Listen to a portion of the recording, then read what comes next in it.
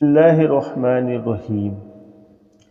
ایک گاؤں میں ایک غریب نائی رہا کرتا تھا جو ایک درخت کے نیچے کرسی لگا کے لوگوں کی حجامت کرتا تھا۔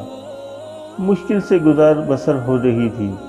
اس کے پاس رہنے کو نہ گھر تھا، نہ بیوی تھی، نہ بچے تھے، صرف ایک چادر اور ایک تکیہ اس کی ملکیت تھی۔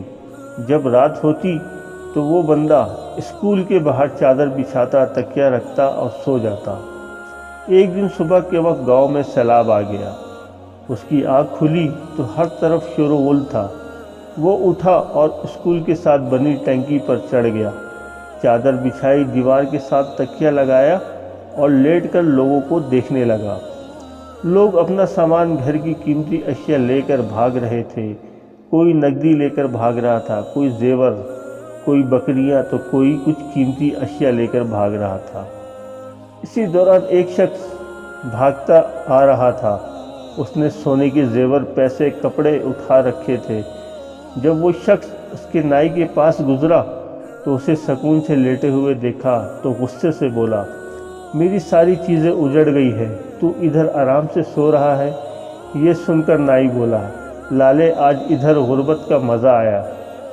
جب میں نے یہ کہانی سنی تو ہنس پڑا، مگر پھر ایک خیال آیا کہ شاید روز محشر کا منظر بھی کچھ ایسا ہی ہوگا، جب تمام انسانوں سے حساب لیا جائے گا۔ ایک طرف غریبوں کا حساب ہو رہا ہوگا، 2 وقت کی روٹی، کپڑا، حقوق اللہ اور حقوق العباد۔ ایک طرف امیروں کا حساب ہو رہا ہوگا، پلازے، دکانیں، فیکٹریاں، گاڑی، بنگلے، سونا اور زیورات، ملازم، پیسہ، حلال، حرام، عیش و آرام، زکوٰۃ، حقوق اللہ، حقوق العباد۔ اتنی چیزوں کا حساب کتاب دیتے ہوئے پسینے سے شرابور اور خوف سے تھر تھر کانپ رہے ہوں گے، تب شاید اسی نائی کی طرح غریب ان امیروں کو دیکھ رہے ہوں گے، چہرے پر ایک عجیب سا سکون، اور شاید دل ہی دل میں کہہ رہے ہوں گے، آج ادھر غربت کا مزہ آیا۔